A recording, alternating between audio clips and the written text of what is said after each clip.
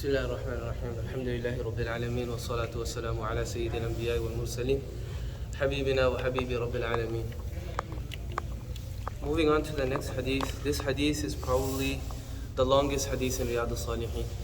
So we won't finish it today. It'll take a couple of weeks, inshallah, keeping in mind of the time. But it's a very beautiful hadith. And this hadith, it comes in Bukhari Sharif, I believe, 4 or 5 times, right?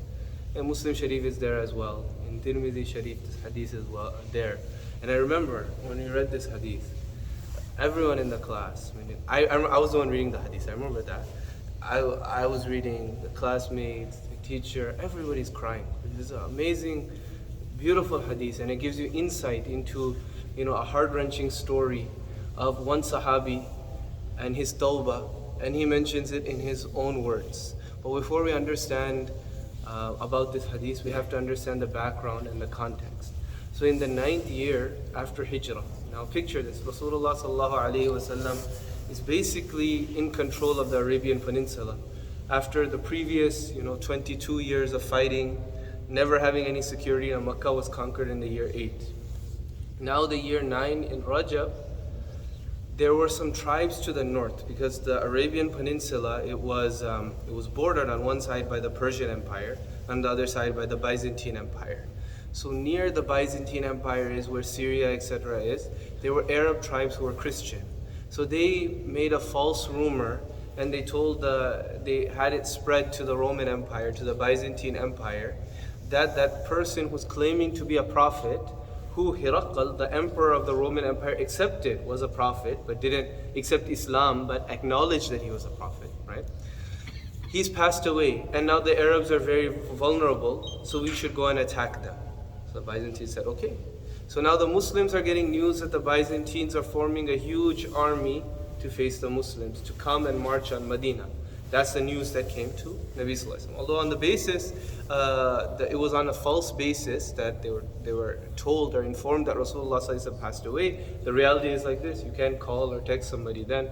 News is that it is. So he got the intelligence. So now Rasulullah Sallallahu Alaihi Wasallam, he told the Sahaba radiyallahu anh, okay, we need to get ready to fight.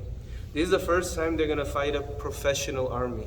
Yeah, there were little battles, not little battles, but Uhud, Badr, etc. These were battles, fine, but they were local armies. It wasn't a well-trained professional army. So now for this battle, Rasulullah sallallahu alaihi wasallam, he gave a lot of emphasis, and he raised a lot of funds, and he gathered a force. Some narrations say 40,000, some say 60,000 people.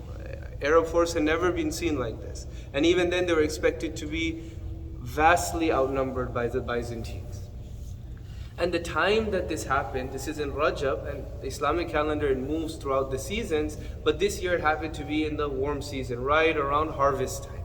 And most of the people in Medina, they were farmers, right? So they're waiting for their crop, to harvest their crop. And that's the one time of the year, if you're a farmer, if you miss that time, the profits for the whole year are damaged, right?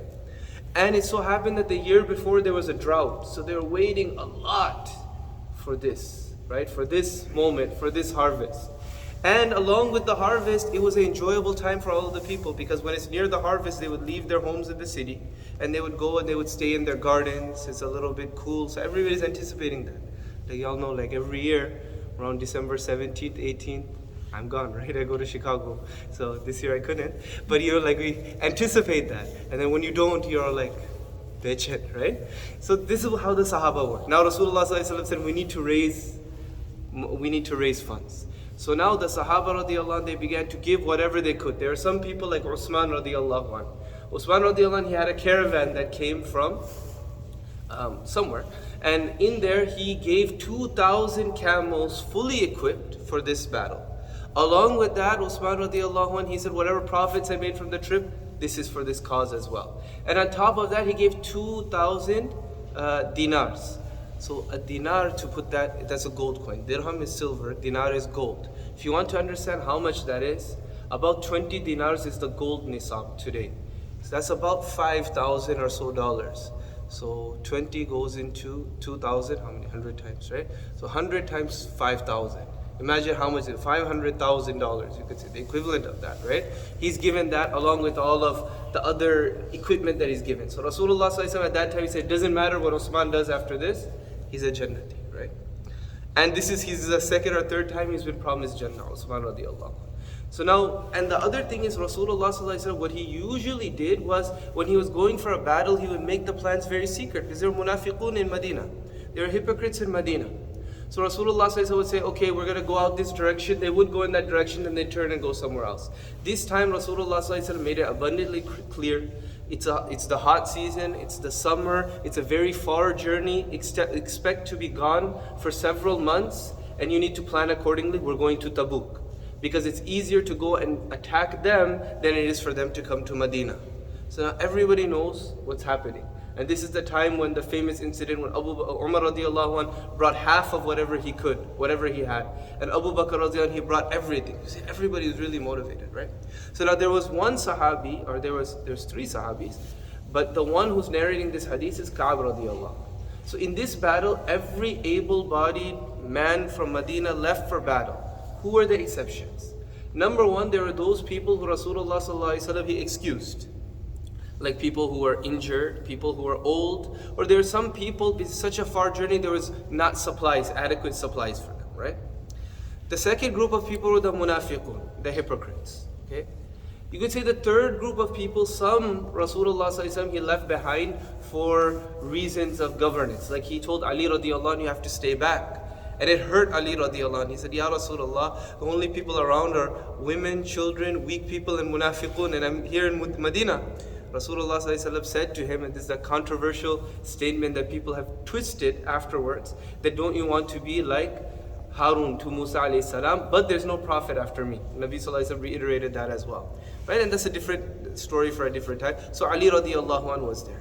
But there were three people who were not weak, who were not hypocrites, and who were not told to stay back by Rasulullah ﷺ, but they stayed back. One of them was Ka'b bin Malik, the narrator of the hadith. Number two, there was Murara bin Rabi'.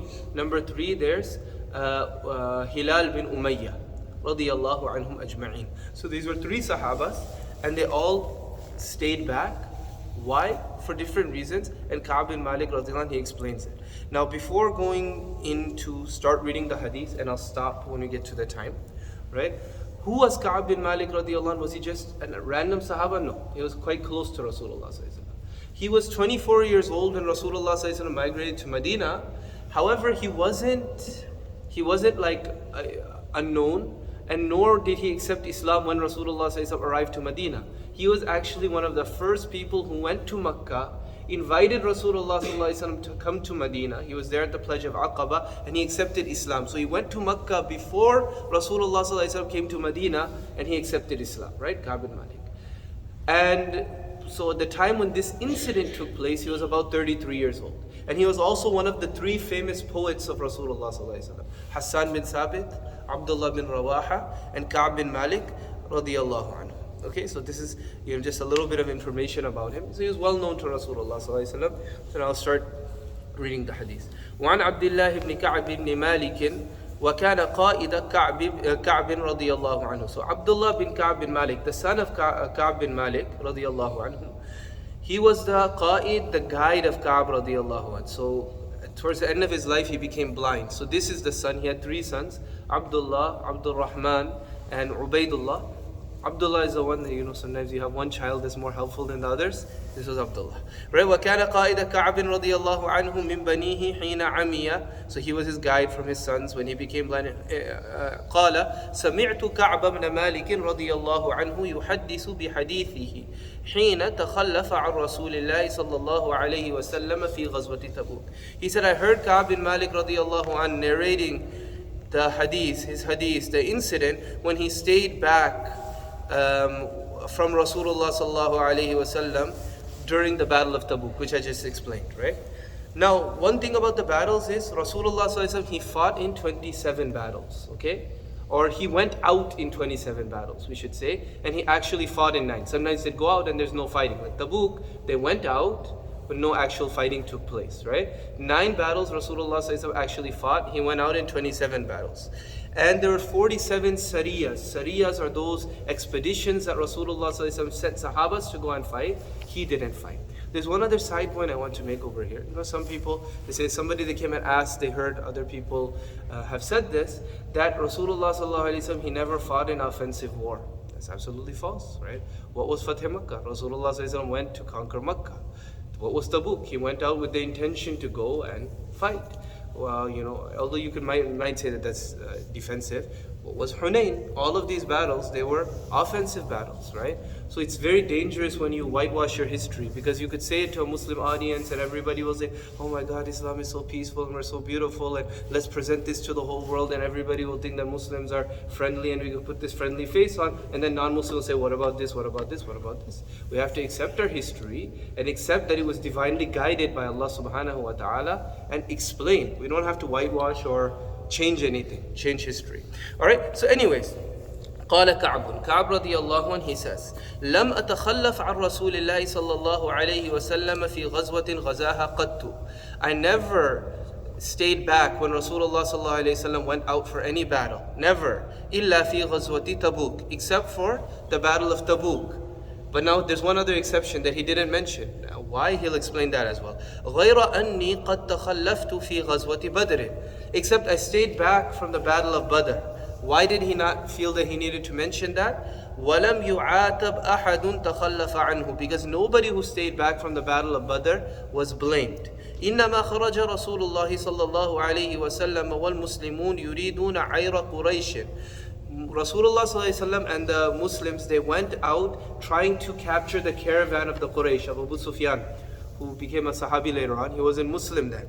So they thought it's just a small expedition, whoever can come, so much so that there's some people saying, we'll go and get supplies. Rasulullah says, stay back, we'll just go and we'll take care of this. When now Abu Sufyan, he found out about it, he moved, he changed his path, he heard some people he told some people from Makkah, Abu Jahl brought an army, the battle of Badr just occurred, but it wasn't planned. So whoever did not come there, they weren't blamed for it, right?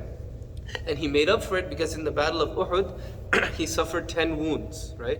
The same Ka'b radiallahu anhu. So then, إِنَّمَا خَرَجَ رَسُولُ اللَّهِ صَلَّى اللَّهُ عَلَيْهِ وَسَلَّمَ وَالْمُسْلِمُونَ يُرِيدُونَ عَيْرَ قُرَيْشٍ حَتَّى جَمَعَ اللَّهُ تَعَالَى. But Allah subhanahu wa ta'ala gathered them, بَيْنَهُمْ وَبَيْنَ عَدُوِّهِمْ, them and their enemies, the Quraysh, عَلَى غَيْرِ مِعَادٍ, in an unexpected manner. It wasn't an expected battle. وَلَقَدْ شَهِدْتُ مَعَ رَسُولِ اللَّهِ صَلَّى اللَّهُ عَلَيْهِ وَسَلَّمَ لَيْلَةَ الْعَقَبَةِ. Yeah, I missed the battle of Badr, but I was with Rasulullah sallallahu alayhi wasallam on the night of Aqaba. حِينَ تَوَاثَقْنَا عَلَى الْإِسْلَامِ. When when we made Islam firm, meaning we promised to Rasulullah sallallahu alaihi wasallam that we're going, or Islam was made firm by saying that we're going to take you. You please come to Medina, right? It was as if the foundation for everything afterwards that occurred, up to Fatih Makkah and to Islam being spread throughout the world, started on this night. Because Rasulullah ﷺ was in a very precarious situation in Makkah. And when this small group of people from the Ansar said that, Ya Rasulullah, come to Medina, we'll protect you like we protect our women and children, we'll let you teach the deen, right? He said, Tawathaqna ala al-Islam, we made Islam strong at that time. We set the foundation. وَمَا أُحِبُّ أَنَّ لِي بِهَا مَشْهَدَ بَدْرٍ وَإِنْ كَانَتْ بَدْرٌ أَذْكَرَ فِي النَّاسِ مِنْهَا. And I wouldn't trade being in Badr from being in the pledge of Aqaba, right? He said, I'm more happy that I was in the pledge of Aqaba than if I was in the battle of Badr, even though Badr is more famous and more mentioned amongst the people. Why? Because I felt that it was very special, because I felt that I was part of laying this foundation. Now remember, there are 2 pledges of Aqaba. The first one, only a few Sahabas went, maybe 7, 8, or maybe it was 12. But then the second year, 70 went. When they say Aqaba, without saying first or second pledge, it means the second one. So Ka'b bin Malik radiallahu anh, he went for the second pledge of Aqaba. Inshallah, next week on Wednesday, we'll resume from this part where he begins to talk about the preparations for the battle and missing the battle. Inshallah, this will probably take another 2 weeks or so. It's long hadith. وآخر دعوانا الحمد لله رب العالمين. Thank you.